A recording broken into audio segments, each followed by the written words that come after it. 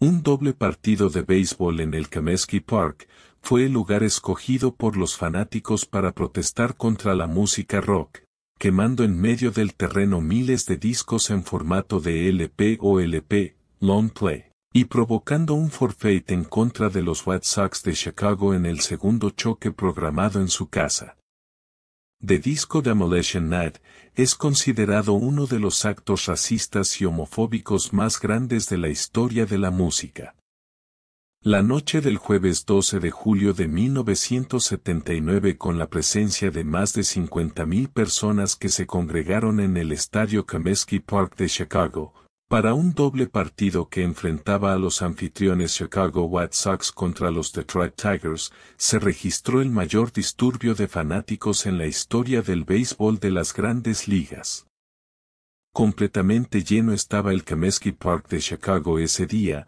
Muchos aseguran que entraron más de 70,000 personas, una concurrencia muy por encima de su capacidad, marcando la asistencia más alta de la última década en este parque de pelota. Muchos de estos espectadores, sin embargo, no estaban allí para ver béisbol, sino que se reunieron para presenciar la destrucción planificada de miles de ejemplares de música disco durante el descanso después de terminado el primer choque. La revuelta, que alteró la paz de los tradicionales fanáticos, fue llamada Disco Demolition Night, organizada por un disc jockey de la radio de Chicago llamado Steve Dahl, en colaboración con Mike Dick, el gerente de promociones de los White Sox.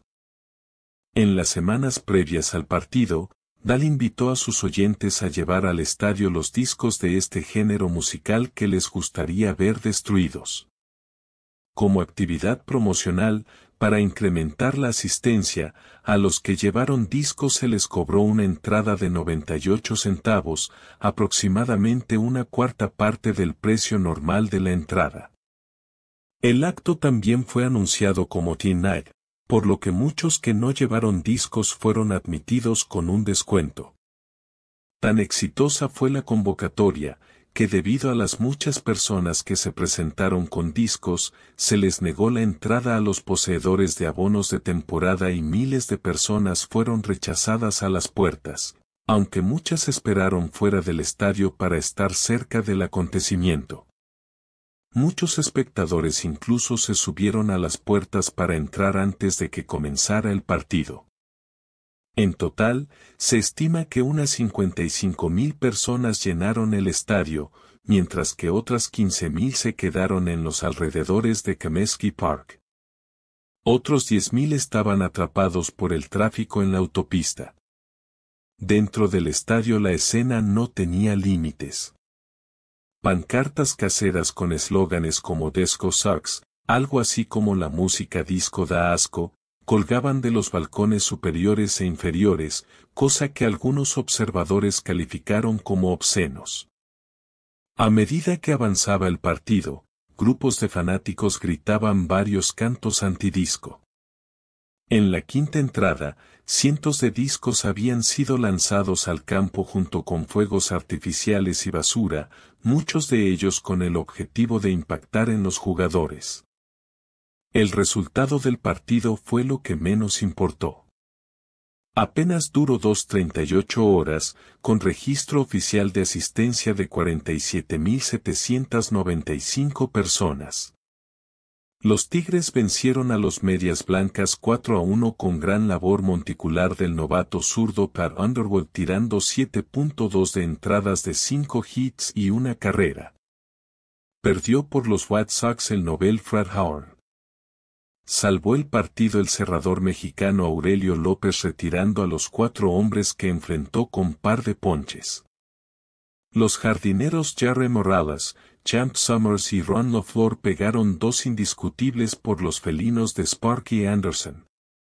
Tras terminar este primer desafío el campo ya estaba cubierto de basura mucho antes del descanso y la cosa se volvió tan desordenada que los jugadores de los White Sox se encerraron en su vestuario en el descanso para su propia protección. La tensión alcanzó su punto máximo a las 8:40 de la noche cuando el locutor Steve Dahl, vestido con uniforme militar y un casco del ejército, entró en el campo en un jeep militar. Estaba acompañado por una modelo rubia llamada Lorelei, conocida por sus poses sexualmente provocativas en los anuncios de Bloop, estación de radio de Estados Unidos en la frecuencia 105.3 FM. La multitud comenzó a cantar "La disco da asco", tan fuerte que eran claramente audible fuera del estadio. Los que se habían reunido alrededor del estadio se unieron al canto. Mientras tanto, una caja gigante llena con más de 50.000 discos se colocó en el centro del campo.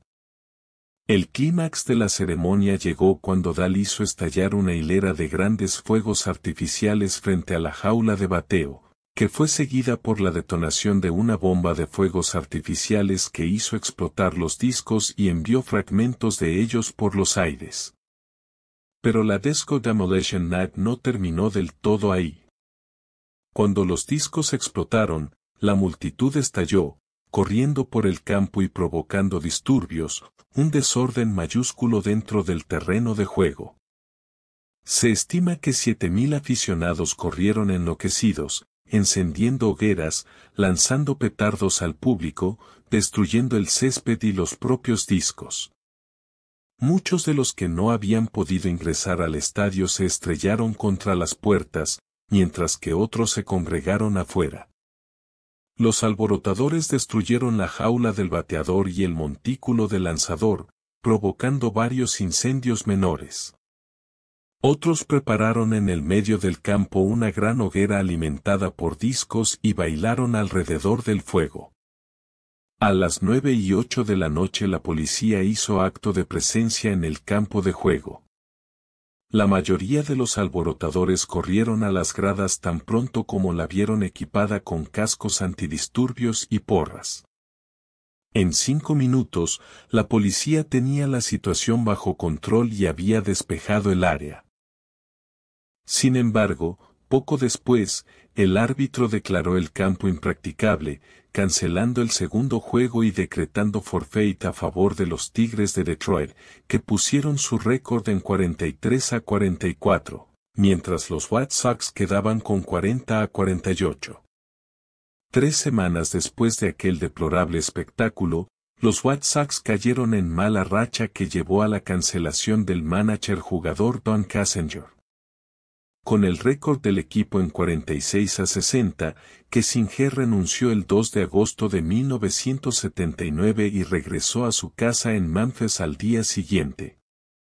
Kissinger fue reemplazado en el roster activo por un pequeño campocorto de 5 pies 3 pulgadas llamado Harry Chapas.